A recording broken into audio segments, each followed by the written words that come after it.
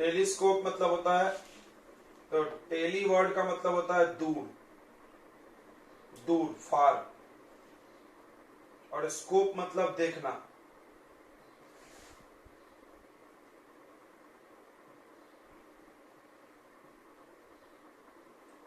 मतलब दूर की चीजों को देखने का काम आता है ये टेलीस्कोप।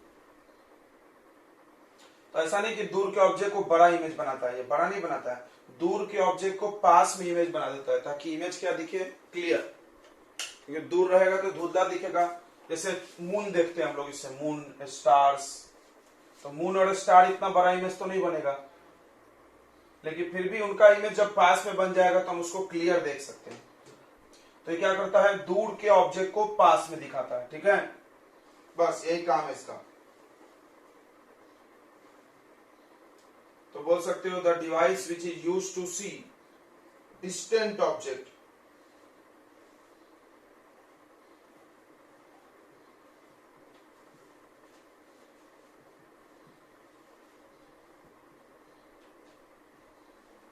दूर के ऑब्जेक्ट कहां होता है इसमें, इंफिनिटी पे। तो कंपाउंड माइक्रोस्कोप तुमने पढ़ा था, उसमें ऑब्जेक्ट कहां होता था, डी पे, पास में। अच्छा, इसमें ऑब्जेक्ट कहां है, इंफिनिटी पे, ध्यान रखना। और उल्टा क्या है, उसका पहला लेंस छोटा था, दूसरा बड़ा, इसका पहला लेंस क्या है, बड़ा, दूसरा लेंस छोटा, जस्ट लेंस उल्टा दिया इन्होंने। टेलीस्कोप के दो टाइप होते हैं,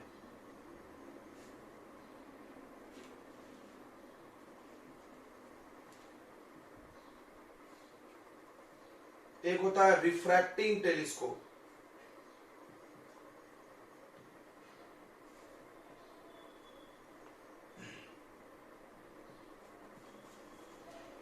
रिफ्रैक्टिंग, देखो रिफ्रैक्शन मतलब लेंस, रिफ्रैक्टिंग टेलीस्कोप में लेंस यूज होगा,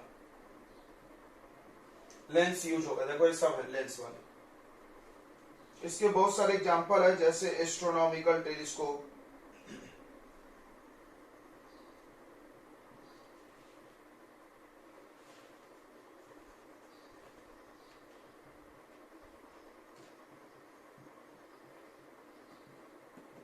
तो एस्ट्रोनॉमिकल टेलीस्कोप मतलब वैसा टेलीस्कोप जिसका इस्तेमाल होता है स्पेस में वस्तुओं को देखने के लिए। एस्ट्रोनॉमिकल टेलीस्कोप ही ये बना हुआ है, ये जो डायग्राम हो किसका है, एस्ट्रोनॉमिकल टेलीस्कोप, याद रखो। ये जो हम लोग पढ़ रहे हैं वो कौन सा टेलीस्कोप है,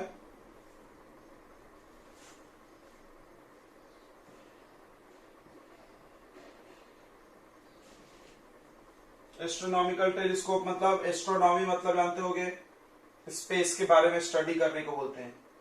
तो एस्ट्रोनॉमिकल टेलीस्कोप हो गया इसमें एग्जांपल, इसको लिख सकते हो यूज टू सी या ऑब्जर्व मून।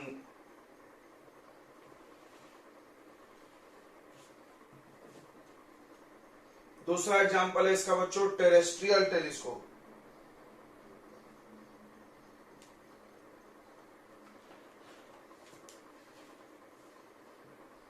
टेरेस्ट्रियल टेलीस्कोप तुम्हारे घर में भी होगा, जिसको दूरबीन बोलते हैं हम लोग। ये क्या है, अर्थ पर ही किसी ऑब्जेक्ट को पास में दिखाता है, अर्थ पर ही, use to see distant object on अर्थ।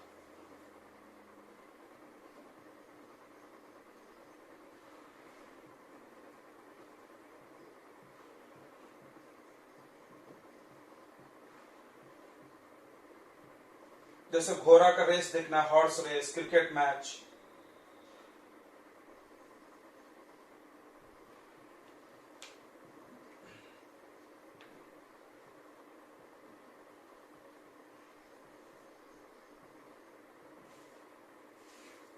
ठीक है, एक और होता है गैलीलियन टेलीस्कोप। गैलीलियन भी बिल्कुल टेरेस्ट्रियल जैसा ही होता है, ठीक है, बस उसमें अंतर है कि लेंस बदल देते हैं, छोटा होता है थोड़ा।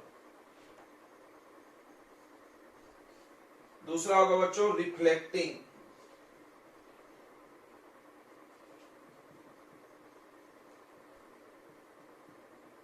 रिफ्लेक्शन किस में होता है बताओ, मिरर में, इसमें मिरर इज यूज।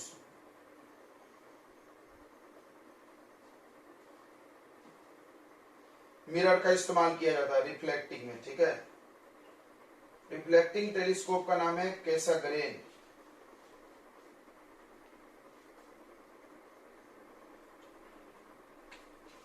इसमें एक और आता है गैलीलियन, लिख लो तीसरा एग्जाम्पल।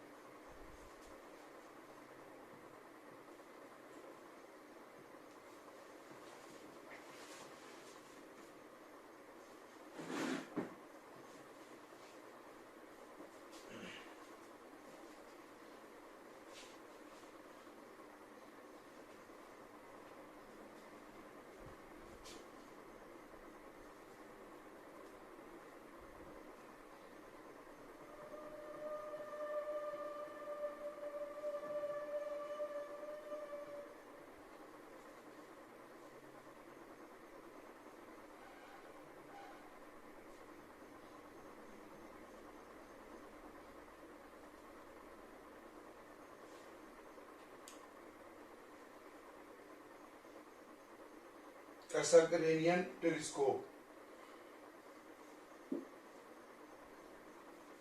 कैसाग्रेन ही रहने दो, कैसाग्रेन हो गया।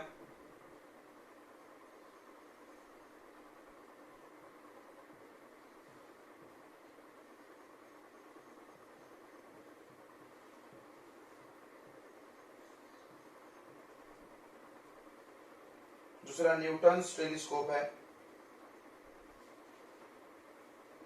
बस यही पढ़ना हम लोगों को। अब टेलीस्कोप में आपको एक ही पढ़ाया जाएगा, सब नहीं, सब नहीं। क्यों? क्योंकि सबका मैग्नीफाइंग पावर क्या है? सेम। अंतर क्या है? बस अंतर है कि इसका फाइनल इमेज उल्टा होता है, ये देखो, और इसका फाइनल इमेज सीधा। सीधा करने के लिए इसमें एक और लेंस लगता है, इसमें 3 लेंस लगता है, ठीक है। और गैलीलियन टेलीस्कोप में एक इस आईपीस में कॉनकेव लेंस लगा देते हैं।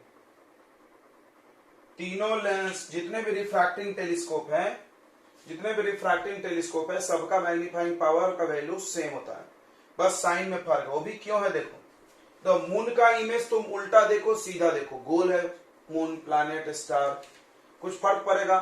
मान लो एक गोल फुटबॉल है, हम सीधा देखे उल्टा देखे, क्या फर्क पड़ेगा? कुछ नहीं। यानी एस्ट्रोनॉमिकल टेलीस्कोप उल्टा इमेज दिखाता है, कोई प्रॉब्लम हमको उससे नहीं है। लेकिन मान लो अगर हम क्रिकेट मैच देख रहे हैं, उल्टा देख सकते? नहीं देख सकते, सीधा ही चाहिए फाइनल इमेज हमको। तो ये दिखेगा ना, ये ऑब्जेक्ट है, ये इमेज है, देखो। इसके लिए इसमें क्या करते हो लोग, एक और लेंस यहाँ बीच में लगा देते हैं, जो कि इस इमेज को क्या करता है? सीधा कर देता है। क्योंकि रियल इमेज बनाओगे तो सीधा हो जाएगा कि नहीं? सोचो, जैसे इसने सीधा को उल्टा किया, उस तरह एक और लगा देंगे तो उल्टा को क्या कर देगा? सीधा। तो बस उसमें यही फर्क है। वो तीसरा जो लेंस लगाते हैं वो मैग्निफिकेशन नहीं करता है, सिर्फ सीधा उल्टा करता है। चलिए, तो हम लोग पढ़ने जा रहे हैं रिफ्रैक्टिंग टेलीस्कोप। नाम वाइज नहीं बोलेंगे कि हम एस्ट्रोनॉमिकल ही पढ़ा रहे हैं, हम पढ़ा रहे हैं रिफ्रैक्टिंग। रिफ्रैक्टिंग में ये सब हो गया, ठीक है। अब इन तीनों में थोड़ा थोड़ा फर्क है, हम तुमको बता ही दिए। हम लोग जो डायग्राम बनाए वो एस्ट्रोनॉमिकल का है, इतना नोट कर लिए बच्चों। कोई भी टेलीस्कोप का क्या प्रिंसिपल होता है? प्रिंसिपल क्या होता है? तो पहला लेंस जो होता है वो क्या करता है? डिस्टेंट ऑब्जेक्ट यानी ऑब्जेक्ट का इंफिनिटी पे, ऑब्जेक्ट का है बच्चों इंफिनिटी पे। इंफिनिटी से लाइट कैसे आती है? आपस में पैरेलल, कोई जरूरी नहीं कि प्रिंसिपल एक्सिस के पैरेलल है, आपस में पैरेलल। अच्छा, पैरेलल लाइट कहां मिलती है? फोकस पे, फोकस पे मिलेगी, नहीं तो फोकल प्लेन में मिलेगी। पढ़ाया था हमने, फोकल प्लेन मतलब फोकस पर के ही सामने कहीं मिलेगी, यहां मिली। तो ये FO focus of objective lens, ये कौन सा लेंस है? ऑब्जेक्टिव। इंफिनिटी से सबने पढ़ा है, लाइट अगर इंफिनिटी से आ रही है तो कहां जाती है? फोकस पे। तो फोकस पे या फोकल के प्लेन पे, या फोकल के प्लेन पे। प्लेन मतलब क्या होता है, ये जैसे फोकस है यहाँ के सामने में कहीं भी मिल जाएगी, यहाँ मिल गया, ठीक है। तो यहाँ मिला, तो ये ऑब्जेक्ट है, लाइट जहां मिली वहां इमेज बनेगी। पहला image A dash B dash, पहला इमेज को क्या बोलते हैं, ए डैश बी डैश। अब देखो फिर क्या करेंगे, बाकी कहानी सेम है। ये कौन सा लेंस है, आईपीस। आईपीस को आगे खिसकाएंगे, पीछे खिसकाएंगे, ताकि ये जो ए डैश बी डैश है वो आना चाहिए इसके ऑप्टिकल सेंटर और फोकस के बीच। समझा, ये कहानी सुने होगे तुम। क्यों आना चाहिए बच्चों, तो तुमने पढ़ा है कि जब ऑब्जेक्ट ऑप्टिकल सेंटर और फोकस के बीच होगा तब उसका बड़ा सा इमेज बनता है, वर्चुअल। पढ़े हैं क्या, पढ़े हैं ना रे, ऐसे ऐसे टक टक टक टक, यहाँ पे पढ़े कि नहीं पढ़े। वही वाला कहानी हम लगा रहे हैं यहाँ पे, इसको उल्टा करके रख दो यहाँ पे, देखो ठीक है। ये कब होगा, जब ऑब्जेक्ट फोकस और ऑब्जेक्टिव के बीच में आएगा। तो इसी तरह देखो, इसका फोकस कहाँ है, यहां तक है, यहां तक है।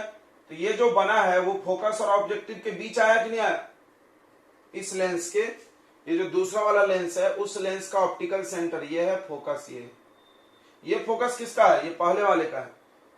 जब ऑब्जेक्ट इंफिनिटी पे है तो लाइट कहां मिलेगी, फोकस पे, इस लेंस के फोकस पे। इस लेंस का नाम ऑब्जेक्टिव है, इसलिए FO लिखे। यहां से देखो, यानी इमेज डिस्टेंस यहां पर क्या है, FO है, फोकल लेंथ। अब इस लेंस को हम आगे खिसकाएंगे या पीछे करेंगे, अगर नहीं दिख रहा है तो खिसकाने की सुविधा होती है हर लेंस पे, टेलीस्कोप में देखा होगा तुमने। तो ये आगे खिसकाएंगे, क्यों खिसकाएंगे आगे, ताकि ए डैश बी डैश आना चाहिए, कहां आना चाहिए, इसके ऑप्टिकल सेंटर और फोकस के बीच में, तब जाकर के उसका बड़ा इमेज बनेगा। ये देखो, समझ में आ गया सबको।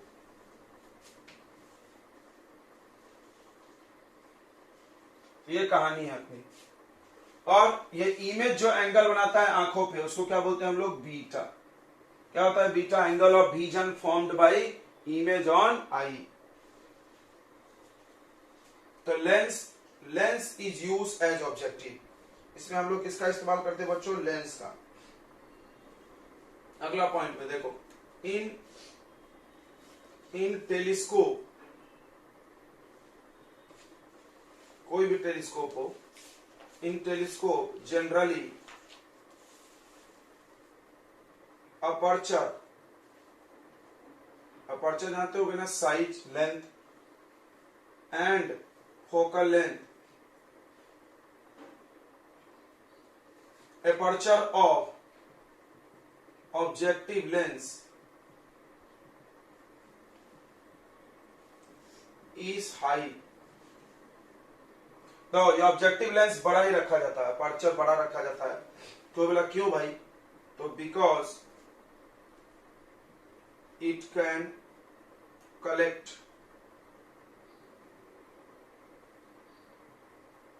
Large amount of light in refracting telescope. अच्छा, वो हेडिंग तो वही लगा है, in this telescope.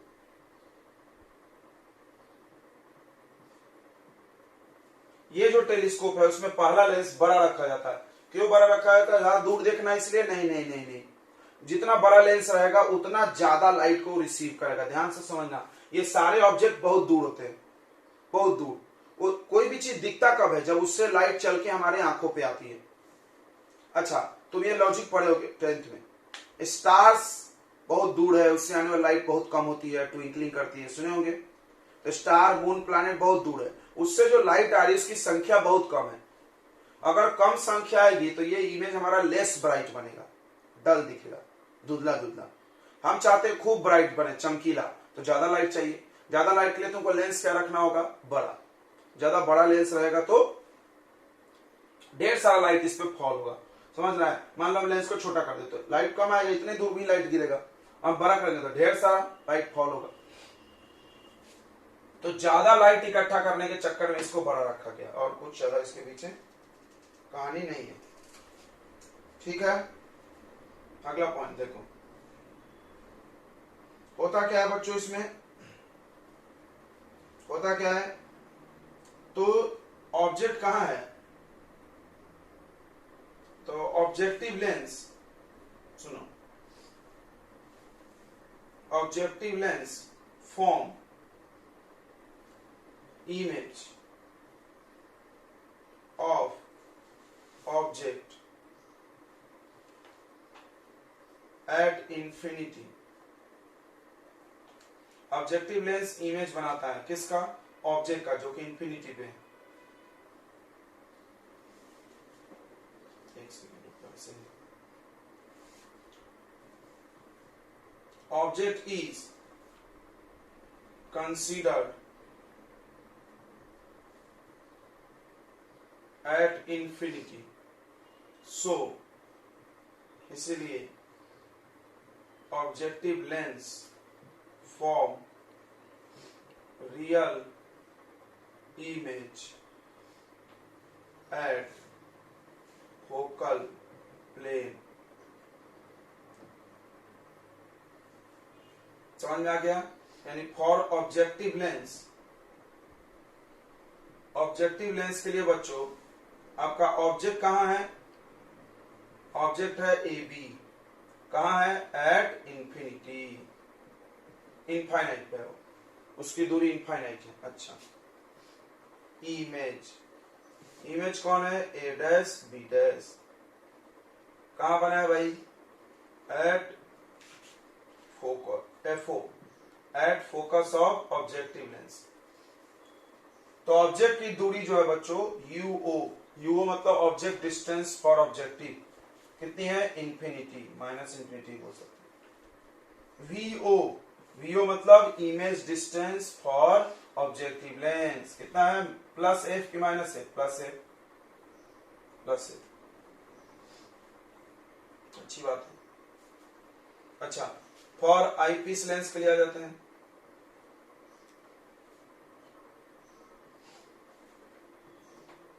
Eyepiece lens के लिए A dash B dash X as object, A dash B dash इसके लिए क्या है, ऑब्जेक्ट है, इसका final image it form it's final image A double dash B double dash, ये क्या करेगा, इसका फाइनल इमेज बनाएगा A double dash B double dash, ठीक है, ओके। तो आईपीस लेंस के लिए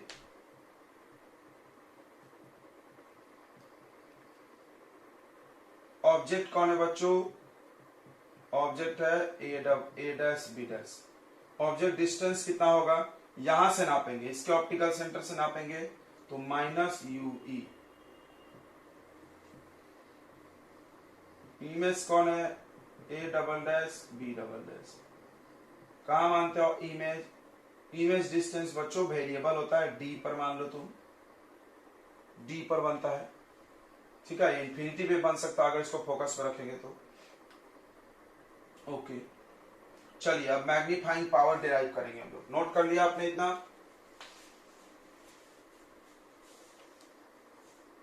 ठीक है। एम मैग्नीफाइंग पावर क्या होता है बच्चों, beta upon alpha, beta upon alpha, okay. तो बीटा क्या होता है सबको पता है, बीटा क्या होता है बच्चों, angle of vision formed by image on I, okay. Alpha क्या होता है, angle of vision form by object on I kept at D, जब ऑब्जेक्ट को डी पर रख के देखा जाए तब वो कितना एंगल बना रहा होगा, ठीक है, डी पर, उसी को अल्फा बोलते हैं हम लोग। अब इसमें tan tan लगा देते हैं, सबको पता है, फॉर स्मॉल एंगल, छोटे एंगल के लिए m इक्वल टू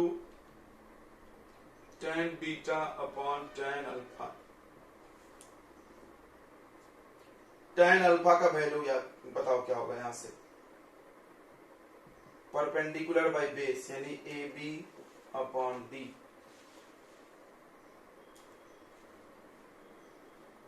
बी कैसा होगा माइनस। अब आते हैं tan बीटा के लिए। tan बीटा के लिए कौन सा ट्रायंगल लोगे?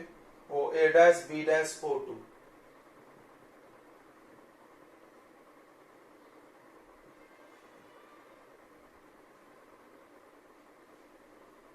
tan बीटा के लिए कौन सा ट्रायंगल लेंगे बच्चों हम लोग? A dash B dash O to.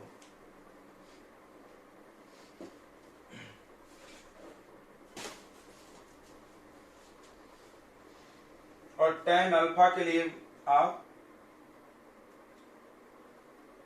ये एंगल भी अल्फा होगा ना, तो ये ऑब्जेक्ट है। ऑब्जेक्ट कितना एंगल बना रहा है? ऑब्जेक्ट जो आंखों पे एंगल बनाता है उसको हम क्या बोलते हैं? अल्फा। ये ऑब्जेक्ट है ना, तो ऑब्जेक्ट जो एंगल बनाता है आंखों पे उसको क्या बोलते हैं? अल्फा। तो ये अल्फा है तो ये भी अल्फा होगा कि नहीं होगा? बिल्कुल ऐसा वर्टिकल अपोजिट। तो आप ये मत लो, इसमें ऐसा लेते हैं हम लोग। अल्फा कहां से लेंगे? ऐसा लेंगे। देखो ए बी ने आंखों पे जो एंगल बनाया ये दिख रहा है अल्फा, ये भी अल्फा होगा। तो हम ये वाले ट्रायंगल का अल्फा ले लेंगे, उससे क्या होगा? ए डैश बी डैश कैंसिल हो जाएगा। तो इस ट्रायंगल में अल्फा ले लो। कौन सा ट्रायंगल है? इन triangle A dash B dash O one.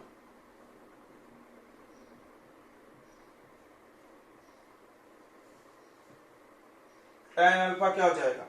tan alpha हो जाएगा A dash B dash upon B dash O one. Okay, यानी इसको लिख सकते हैं हम A dash B dash. B dash O one क्या है? Focal length F O. अब आ जाओ इन ट्रायंगल, ये वाला ट्रायंगल ले लो बीटा के लिए, A dash B dash O two. tan beta, tan beta क्या होगा? Perpendicular upon base A dash B dash upon B dash O two, यानी A dash B dash upon ये क्या होगा? माइनस यूई होगा ना, object distance for eyepiece. इसको put कर दो, देन m का वैल्यू हो जाएगा tan beta upon tan alpha. tan beta A dash B dash upon U E minus tan alpha A dash B dash upon F O.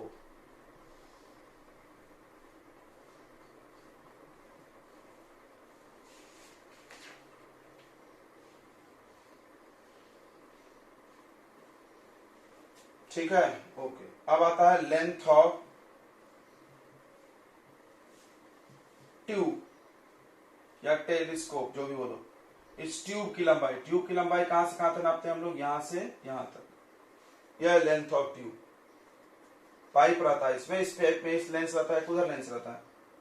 Length of tube L, तो कैसे नापेंगे? यहां से यहां तक, बीच में लिखा ही है ये तो एफ ओ ले लेना, F O with magnitude not sign, याद रखना इसमें। और यूई ले लेना मैग्नीट्यूड, ओनली मैग्नीट्यूड। या डिस्टेंस बिटवीन टू लेंस भी इसको बोलते हैं, लेंथ ऑफ ट्यूब बोलते हैं, कुछ भी बोल सकते हैं सब। क्लियर हो गया बच्चों? इसका मैग्निफिकेशन निगेटिव क्यों है? फाइनल इमेज क्या है? उल्टा। Final image is inverted, M is negative. याद करो कंपाउंड माइक्रोस्कोप में भी निगेटिव आया, क्यों? उसमें फाइनल इमेज उल्टा था। सिंपल माइक्रोस्कोप में सीधा आया था, क्योंकि वहां क्या था? Positive. M is negative because final image is inverted with respect to object. Object के तुलना में यह उल्टा है, इसीलिए। चलिए अब इसमें भी दो केस करेंगे हम लोग। एक मैक्सिमम मैग्निफिकेशन, कब सबसे ज्यादा बड़ा दिखेगा, मैग्नीफाई होगा? जब ये कहां बन रहा होगा? डी पे। 10 बार पढ़े हैं। और उस केस में आंखों पे स्ट्रेस आता है। और जब ये इनफाइनाइट पे चला जाएगा तो कोई स्ट्रेस नहीं आएगा, उसको नॉर्मल एडजस्टमेंट बोलते हैं। चलिए तो special case 1, maximum magnification.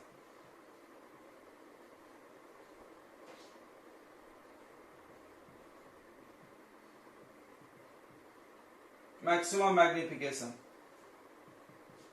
Maximum magnification के लिए फाइनल इमेज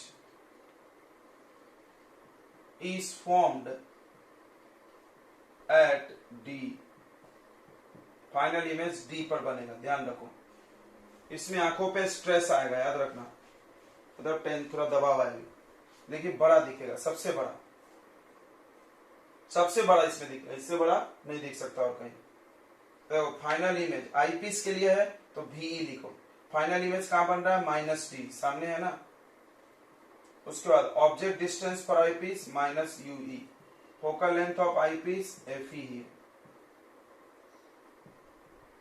तो लेंस फॉर्मूला लगाते हैं हम लोग, पता ही होगा तुमको, 1/V - 1/U = 1/F, सब में E लगा दो, E फॉर आईपीस लेंस,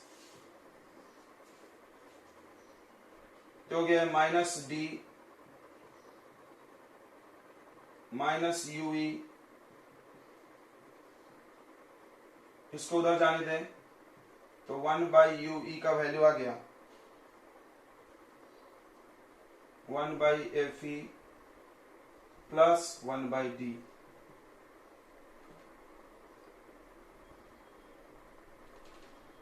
ठीक है, ओके।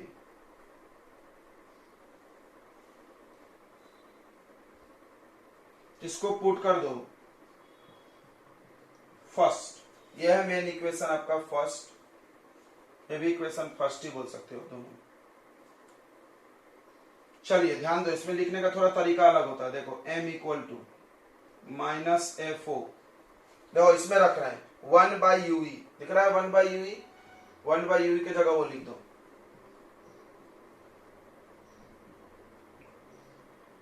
अब इसमें FE कॉमन लेना है, ठीक, कॉमन कैसे आएगा, है ही नहीं यहाँ पे तो यार। तो क्या करो आप, FE से डिवाइड करो और सबको FE से मल्टीप्लाई करो।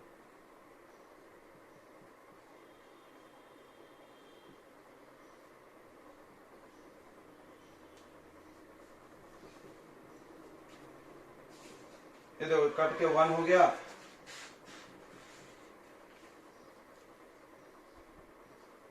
ना 1 plus FE/D, 1 plus FE/,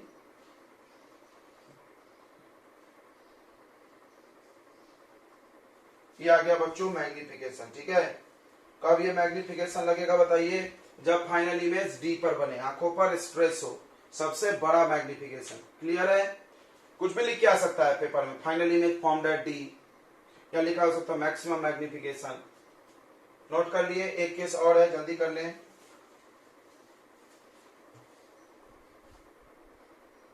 When final image is formed at infinity, final image infinity पे जाए, कब जाएगा? जब ऑब्जेक्ट कहाँ हो? फोकस पे।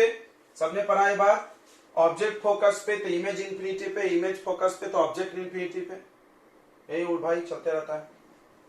इसको हम लोग नॉर्मल एडजस्टमेंट भी बोलते हैं, इसको हम लोग नॉर्मल एडजस्टमेंट बोलते हैं, नॉर्मल एडजस्टमेंट।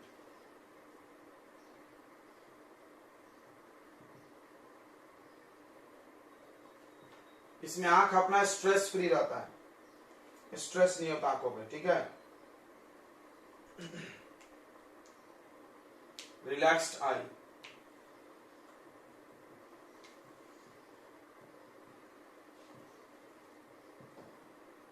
तो देखो ऑब्जेक्ट जो चला गया वो फोकस पे, सही है ना? ऑब्जेक्ट को लाके रख दो फोकस पे, तो इमेज चला जाएगा इंफिनिटी पे। बढ़िया। तो बस इस फार्मूले में put value in first, first में रख दो यार। तो m का वैल्यू हो जाएगा -F4/FE,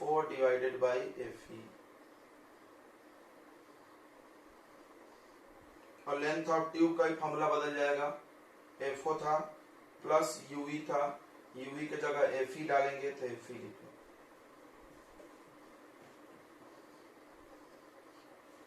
बस हो गया, इसके मैग्नीफाइंग फार्मूला आपको समझ गए, कोई दिक्कत नहीं है। चलिए आप नोट कर लीजिए, इसको हम लोग फिर समराइज करेंगे, फिर बाकी के टेलीस्कोप की चर्चा थोड़ा थोड़ा करेंगे। ठीक है, तो चलो एक दो क्वेश्चन कर लेते हैं हम लोग टेलीस्कोप पे। ये दो क्वेश्चन लिखे हुए हैं हमने, ठीक है, थोड़ा अलग है दोनों, बस ये दो टाइप का ही क्वेश्चन हम लोग करेंगे। बोला ए रिफ्रैक्टिंग टेलीस्कोप, एक रिफ्रैक्टिंग टेलीस्कोप है अंडर नॉर्मल एडजस्टमेंट। ये देखो ये वर्ड भी काफी है, ये वर्ड भी काफी है बताने के लिए कि फाइनल इमेज कहां है, इंफिनिटी पे। अभी हम बोल के दिए थे। एंड मैग्नीफाइंग पावर, चलो तो मैग्नीफाइंग पावर दिया है कितना है 5। If the length of telescope, length of telescope L कितना है 150 सेंटीमीटर। फाइंड एफओ एफई, तो that is final image is formed at infinity.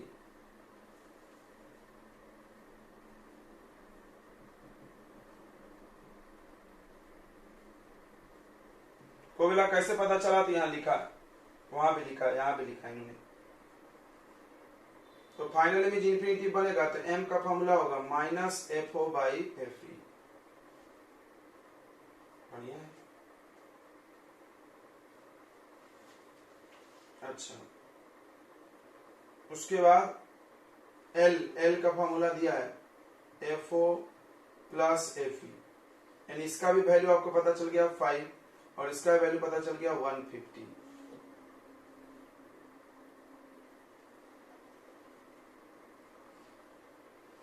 ठीक है बच्चों, बस तो यहां से सॉल्व कर लो, आगे बना लो। कितना आ रहा देखो,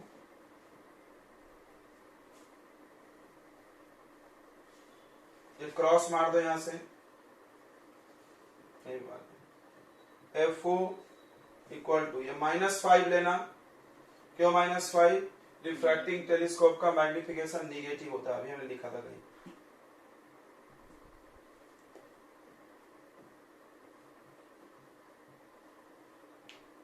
माइनस माइनस कट जाएगा ना, सॉरी।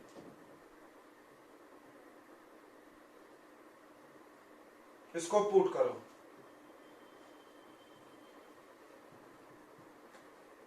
एफ ओ की जगह पर 5 एफ ई,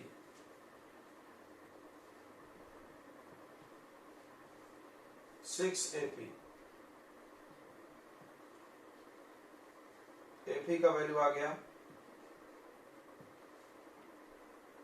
कितना आएगा बताइए, कैंसिल करके बताओ।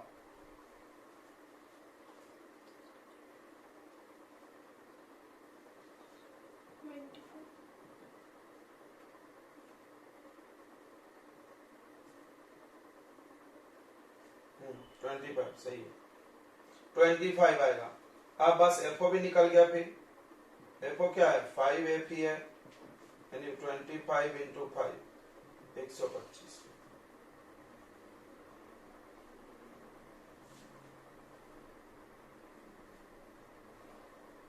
चलो अब ये क्वेश्चन करते हैं।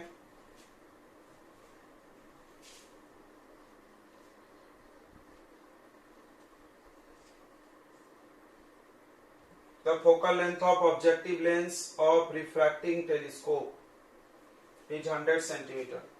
Focal length of objective यानी FO, सबका फोकस प्लस होता है क्योंकि सब कॉन्वेक्स लेंस है, कॉन्वेक्स का फोकस प्लस होता है। आईपीस लेंस का फोकस यानी FE। If final image is formed at D, ये वाला फॉर्मूला यूज होगा। फाइनल D बनना, फाइंड मैग्नीफाइंग पावर। चलो तो मैग्नीफाइंग पावर का फॉर्मूला क्या है, minus F O by F E 1 plus F E by D. इतना तो आसान है, सब वैल्यू दिया हुआ है। डी का वैल्यू 25 होता है, सबको पता है ना।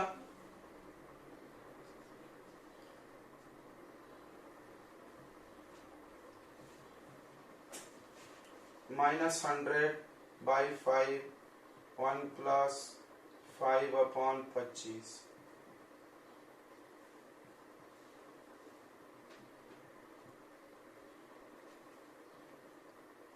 5 1 जब 5, ये क्या बचा 1 प्लस 1/5।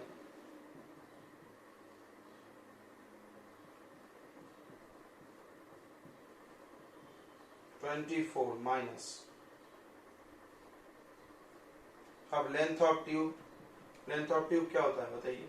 एफओ प्लस, हाँ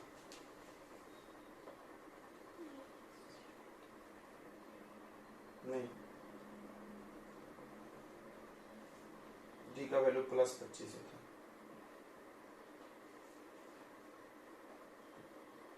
ठीक है, तो अब लेंथ ऑफ ट्यूब निकाल लेते हैं। लेंथ ऑफ ट्यूब कहाँ गया भाई? F O plus u e. अब देखो यूई नहीं है तो यू अब निकालना पड़ जाएगा, लग गई ना? कैसे? लेंस फॉर्मूला लगा के। यूई नहीं है ना अपने पास, यूई कहां से आएगा? Lens formula. कैसे? देखो एफ ई है, यूई पता करना है, फाइनल इमेज डी पे है यानी भी भी है। चलो तो लेंस फॉर्मूला लगाते हैं।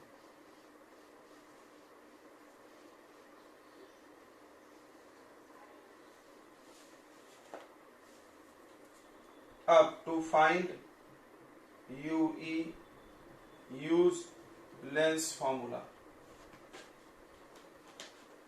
लेंस फॉर्मूला यूज करो यार, तो क्या होगा? Lens formula 1/b minus 1/u equal to 1/f। सब में ई लगा लो।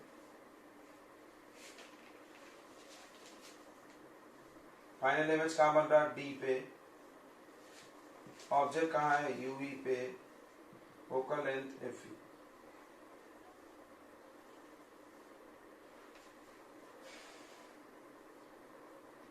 ठीक है, क्या निकालना है हम लोग यहां से? यूई। ओके, तो इमेज, फाइनल इमेज इधर है, साइन लगाया नहीं हमने, यहां लगा दो माइनस, यहां लगा दो माइनस।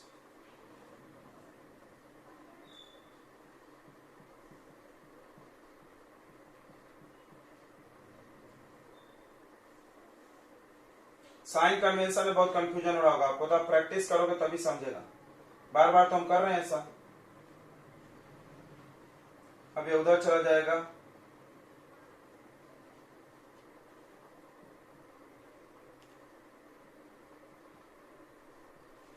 अब बन जाएगा यहां से यूई।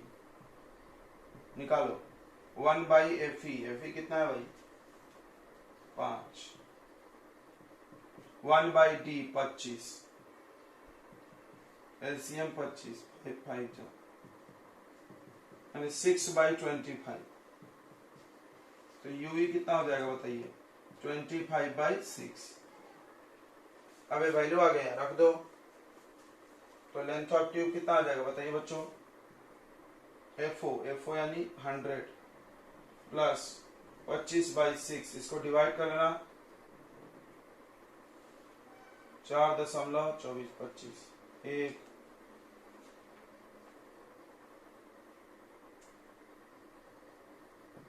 तो 104.16 सेंटीमीटर लगभग में और कर लेना। चलिए, तो आपको क्लियर हो गया होगा, कुछ ज्यादा हार्ड इसमें न्यूमेरिकल नहीं है।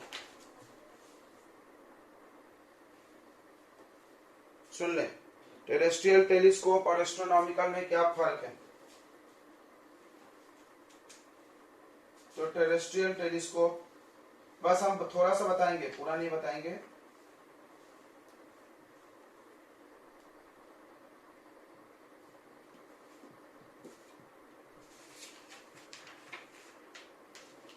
बस हम इसका और इसका डिफरेंस बता देना। देखो, इसमें 3 कॉन्वेक्स लेंस यूज होगा।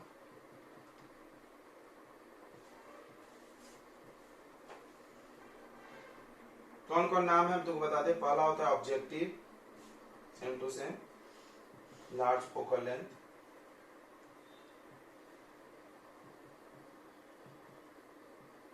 दूसरा होता है फील्ड लेंस, बीच में। नो मैग्निफिकेशन, टू इरेक्ट, क्या क्या रहता है ये? टू इरेक्ट, टू इनवर्ट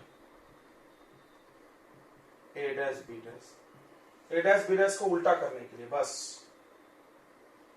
और तीसरा होता है आईपीस लेंस।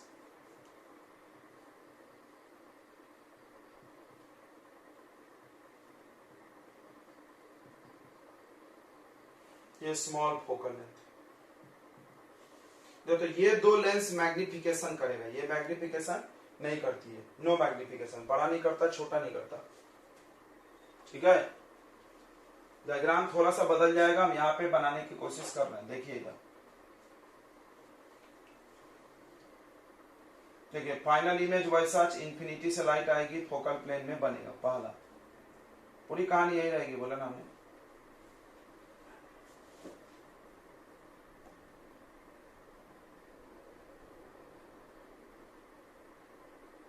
ये हो गया A dash B dash, same to same लग रहा होगा यहाँ तो ऑब्जेक्टिव। अब यहां पर एक रखा जाएगा छोटा सा फील्ड लेंस।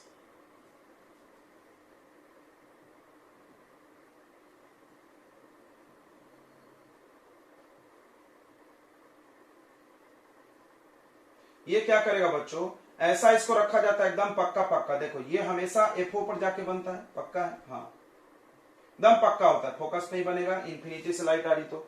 और हर लेंस का फोकस फिक्स होता है, मतलब ये फिक्स होगा 5 सेंटीमीटर बनने वाला है। जब इसका यहाँ 5 है, मान लो ये दूरी 2 है, तो ये लेंस ऐसा लिया जाएगा ताकि ये दूरी जो हो वो 2f के बराबर हो, इस लेंस के डबल फोकस। तो बोला क्यों सर, तो याद करो 2f के जिंदगी, चलो याद कराते हैं। एक लेंस ले लिए, अगर ऑब्जेक्ट को हमने रख दिया AB, कहां पे रख दिए 2f पर, तो इमेज भी कहां बनता था, किसी को याद है क्या, 2f पर बनता था, याद है क्या, सेंटर ऑफ कर्वेचर पर ऑब्जेक्ट, इमेज भी सेंटर ऑफ कर्वेचर पे सेम साइज, यानी मैग्निफिकेशन नहीं हुआ, ना साइज बढ़ा ना साइज घटा। यही चीज हम बोल रहे हैं कि मैग्निफिकेशन नहीं करता।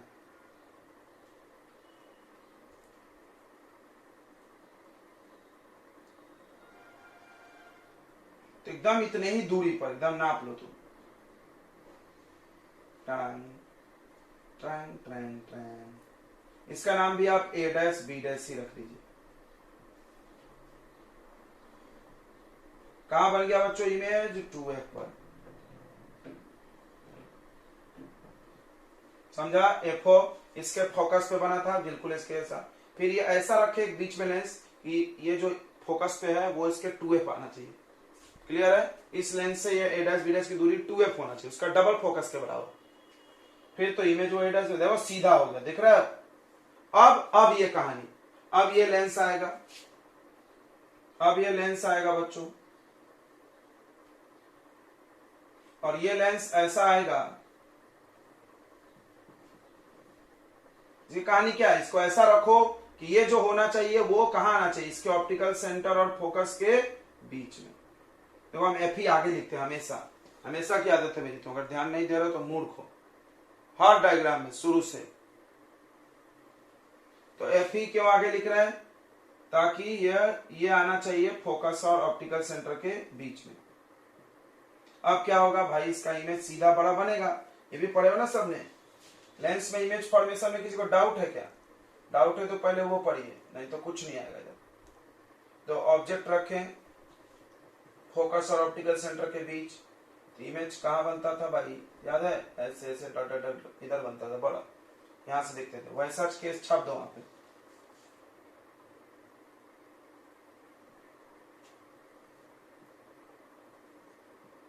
यहां से देखेंगे हम फाइनल इमेज, जहां बन जाए वहां बना लो, उससे कोई फर्क नहीं पड़ता है। ये हो गया आपका A double dash B double dash, clear हो गया होगा बच्चों। क्या अंतर है इन दोनों में पता है क्या, लेंथ ऑफ लेंस ज्यादा है, ये लंबाई टेलीस्कोप की थोड़ी ज्यादा रहेगी। यह हो गया UE, तो यहां से यहां तक की लंबाई थोड़ी ज्यादा हो जाएगी, और कुछ नहीं। कितनी हो जाएगी हम देखो बता रहे, यहां से यहां तक FO है, प्लस यहां से यहां तक 2f है, ओके, प्लस फिर यहां से यहां तक 2f है, फिर से है ना, ऑब्जेक्ट 2f पे तो इमेज भी 2f, और यहां से यहां तक क्या है, ऑब्जेक्ट डिस्टेंस UE। लेंथ ज्यादा होगा, तुम देखे होगे कोई कोई पिक्चर में दिखाते हैं, तुम देखना कोई कोई ऐसा लंबा सा पतला सा रहता है, लोग ऐसे ऐसे देखते रहता है, याद है कोई फिल्म में तुम देखे होगे, इसको बड़ा सा रहता है, इतना बड़ा तो भी रहता है। या क्रिकेट मैच में भी ग्राउंड के किनारे किनारे बैठे रहते कोई फोटोग्राफर सब लगा के अपने फोटो कैमरे के सामने, एक कैमरे के सामने टेलीस्कोप लगाए थे, तो ऐसा जूम करके इमेज खींच सकते हैं। क्लियर हो गया बच्चों, कोई दिक्कत नहीं है, समझ गया होगा। तो बस एक ही चीज अंतर है। अब देखो फाइनल इमेज जो होता है इसका, फाइनल इमेज इज इरेक्ट, सीधा, सो इसका मैग्निफिकेशन जो होगा वो पॉजिटिव होता है। ठीक है, मैग्निफिकेशन सेम होता है, सेम यही छाप लो बस प्लस में।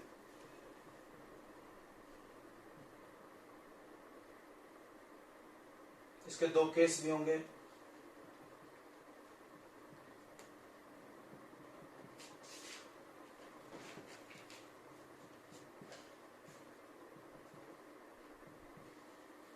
Same magnification but different sign, positive, same as astronomical telescope, same to same. ठीक है, but length of tube large है इसका। मिटा दे ये सब, इधर का पुराना वाला बहुत देर से जगह खाया वो अपना। But length of tube is larger, but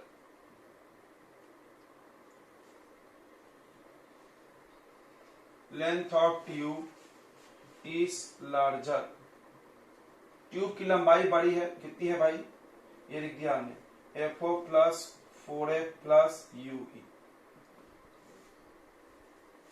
ठीक है, ओके, बस यही डिफरेंस है दोनों में, और कुछ डिफरेंस नहीं है, नो डेरिवेशन, क्योंकि सेम फार्मूला है। अब आता है गैलीलियन टेलीस्कोप। गैलीलियन में बच्चों फील्ड लेंस की जरूरत नहीं पड़ती, यहां पर लगा लो, ये दोनों हटा करके लगा लो कॉनकेव लेंस, कॉनकेव। तो कॉनकेव लेंस भी सीधा इमेज बनवा देता है, उसकी लंबाई थोड़ी छोटी हो जाती है। चलिए नोट कर लिया आपने। तो हम लोग आएंगे रिफ्लेक्टिंग टेलीस्कोप पढ़ेंगे, हो गया है खत्म। तो इसको पढ़ने से पहले रिफ्लेक्टिंग के तुमको ये पढ़ना पड़ेगा कि आखिर ये टेलीस्कोप था तो रिफ्लेक्टिंग वाला क्यों बनाया गया, क्या फायदा नुकसान है, तो इसका नुकसान पहले देखते हैं। चलिए नोट कर लिया फटाक से, फिर हम लोग डिसएडवांटेज देखेंगे।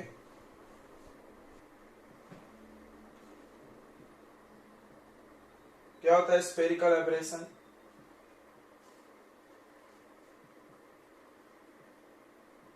क्या होता है स्फेरिकल एब्रेशन, ध्यान दो।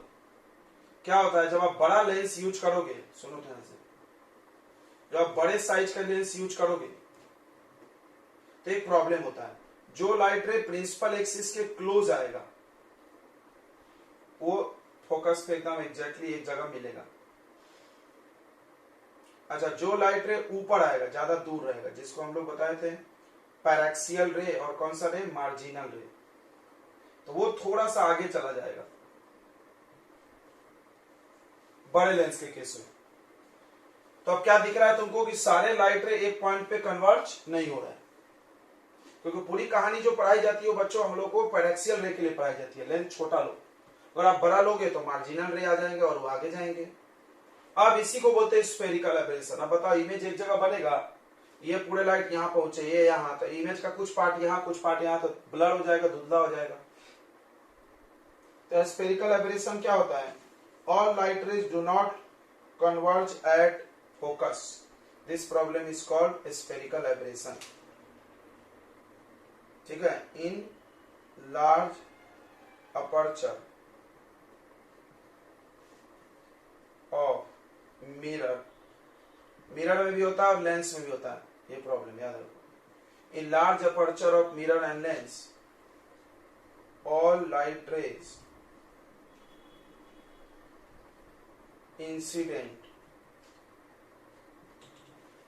incident parallel to principal axis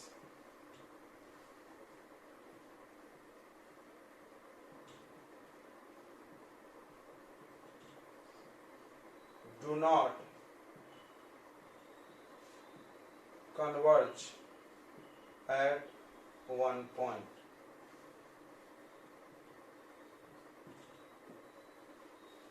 ठीक है, इसको बोलते हैं हम लोग स्फेरिकल एब्रेशन।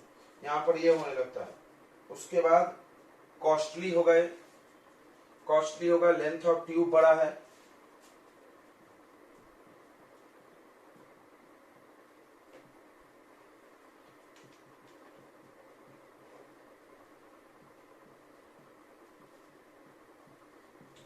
कैसा प्रॉब्लम, मेन प्रॉब्लम ये है स्फेरिकल एब्रेशन और बड़ा साइज होना इसका, बहुत बड़ा बड़ा होता है लेकिन हम घूम नहीं सकते कहीं। चलिए, तो ये प्रॉब्लम की वजह से रिफ्रैक्टिंग हटा के कौन सा लाया गया, रिफ्लेक्टिंग। रिफ्लेक्टिंग में यहाँ पे क्या डाल दिए, मिरर, क्या डाल दिया बच्चों यहाँ पे, मिरर। अच्छा, एक और प्रॉब्लम है क्रोमेटिक एब्रेशन, देखो वो चीज ध्यान देना था, देखो मेन प्रॉब्लम एक छूट गया, क्रोमेटिक एब्रेशन। एब्रेशन मतलब समझ लो बिगड़ जाना लाइट का।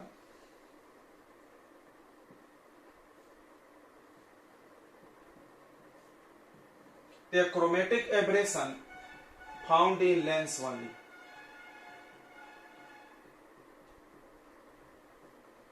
सिर्फ ये लेंस में होगा, ठीक है। ये डायग्राम निकाल दे। क्या होता है, तो तुमने कॉन्सेप्ट पढ़ा था कि लाइट में 7 रंग होते हैं और 7 रंग का वेवलेंथ अलग है, वेवलेंथ अलग है तो म्यू अलग है, ध्यान देना। देखो इसमें क्या होता है कि एक लेंस है,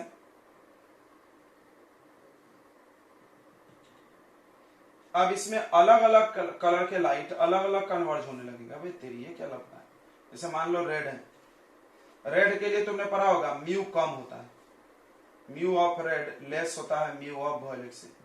म्यू से फर्क पड़ेगा फोकल लेंथ को, लेंस मेकर फॉर्मूला पढ़े हो ना, क्या बोलता था जैसे 1/f equal to mu of surrounding medium, mu of lens divided by mu of medium, इसको म्यू 2 1 भी लिखते हैं।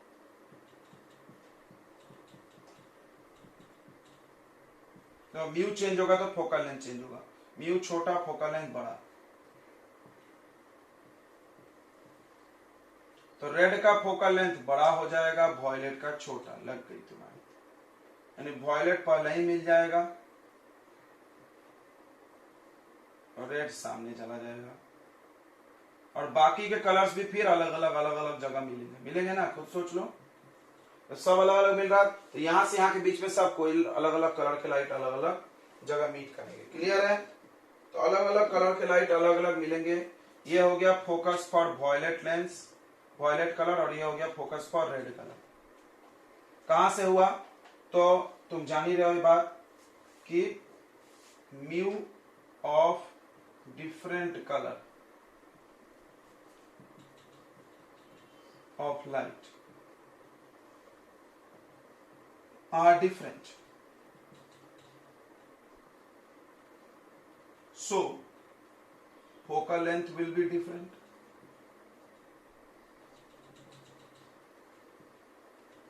then they converge at different point। यानी इसमें क्या हो रहा है, जैसे यहां लिखे थे लार्ज एपर्चर, बड़ा साइज होने की वजह से हुआ था, इसमें बड़ा साइज नहीं म्यू की वजह से। म्यू मतलब रिफ्रैक्टिव इंडेक्स, और रिफ्रैक्शन किस में होता है, मिरर में कि लेंस में। रिफ्रैक्शन म्यू वाला चीज किस में आया था, लेंस में आया था कि मिरर में आया था, लेंस में। मिरर में तो म्यू नहीं होता ना, तो इस सिर्फ लेंस में प्रॉब्लम है म्यू की वजह से। इसमें क्या होगा, different colour of light converge eight different point।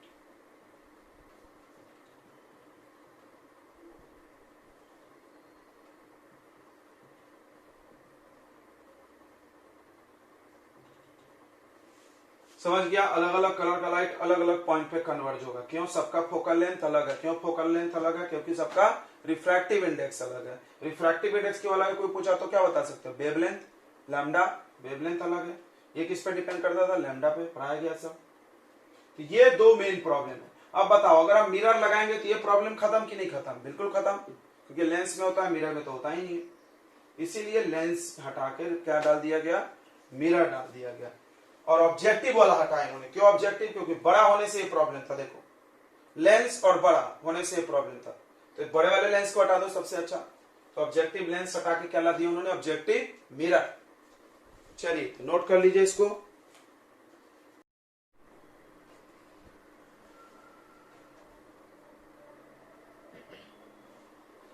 तो रिफ्लेक्टिंग टेलीस्कोप है बच्चों। देखो तो सबसे पहली बात ये लिख लो कि रिफ्रैक्टिंग टेलीस्कोप के प्रॉब्लम को सॉल्व करने के लिए रिफ्रैक्ट ये वाला लाएगा। समझ रहा है ना, बोलने में दिक्कत तो नहीं हो रहा ना। इसको कैसे ग्रेन भी बोलते हैं, क्या बोलते हैं इसको, कैसे ग्रेन, कैसे grain telescope.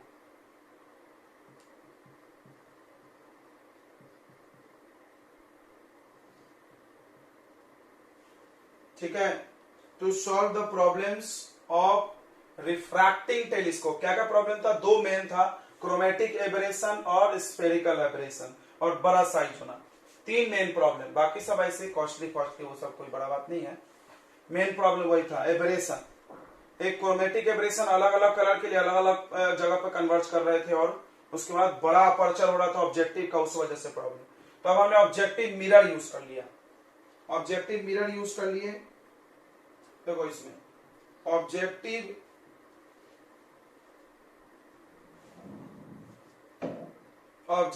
mirror is used at the place of objective lens. Objective lens के जगह ऑब्जेक्टिव मिरर यूज होगा। So there is no chromatic abrasion.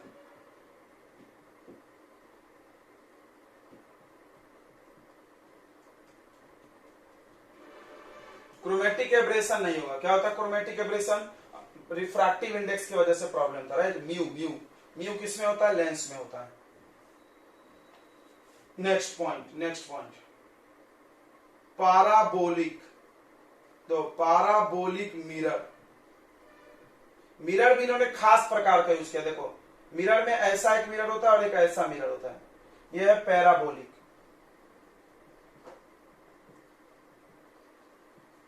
और ये नॉर्मल मिरर। पैराबोलिक मिरर में स्फेरिकल एब्रेशन नहीं होता है, कहीं से भी लाइट आएगा एक ही जगह मिलेगा, याद रखना। पैराबोलिक मिरर में स्फेरिकल एब्रेशन नहीं होता है, पैराबोलिक मिरर में स्फेरिकल एब्रेशन नहीं होता है, सब लाइट एक जगह मिलेगी। Okay, is use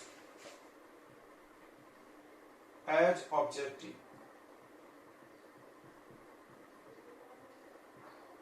So there is no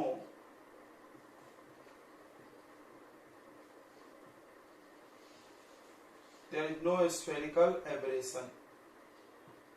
तो हो सकता है आपसे दो क्वेश्चन में कोई क्वेश्चन पूछ लिया जाए कि यहाँ पे कैसे दूर किया उन्होंने प्रॉब्लम। तो पहला प्रॉब्लम दूर करने के लिए उन्होंने क्या कर दिया, मिरर लगा दिया, लेंस को हटा कर, क्योंकि लेंस में होता था।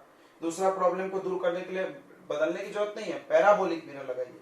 याद रखो पैराबोलिक मिरर में स्फेरिकल एब्रेशन नहीं होता है। कोई पूछ भी सकता है स्फेरिकल एब्रेशन को कैसे कम किया जाए, पैराबोलिक मिरर यूज करो। ठीक है, अब देखो इसका मैग्नीफाइंग पावर बिल्कुल सेम होगा, बस प्लस में होगा। फाइनल इमेज इसमें भी सीधा दिखता है।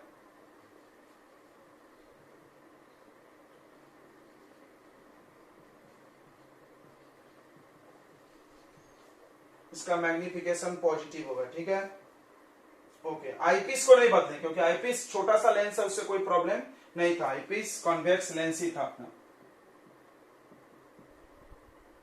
और यहां पर उन्होंने यूज कर लिया कॉनकेव पैराबोलिक मिरर।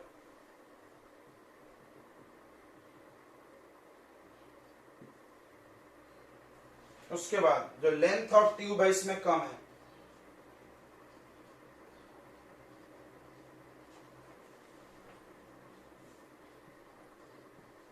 ट्यूब की लंबाई भी कम है, छोटी सी थी है, बराबर। ओके, मैग्निफिकेशन कितना है बच्चों, तो मैग्निफिकेशन है same value,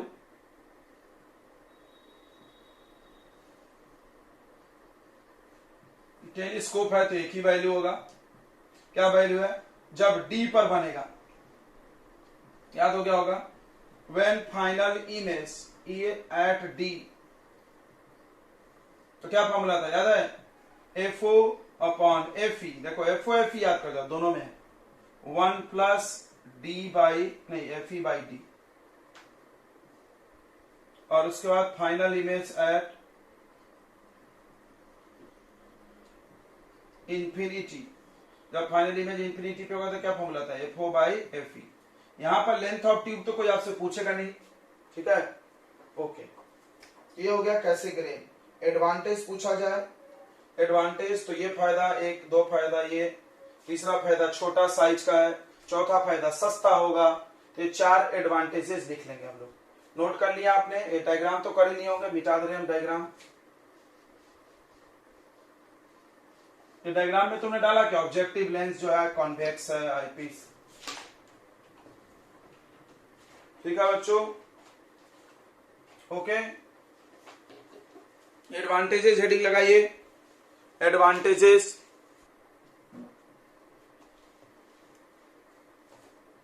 of reflecting telescope.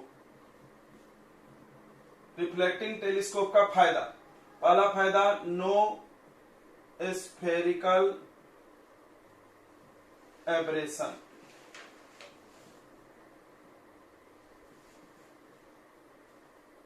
दूसरा नो क्रोमेटिक एब्रेशन,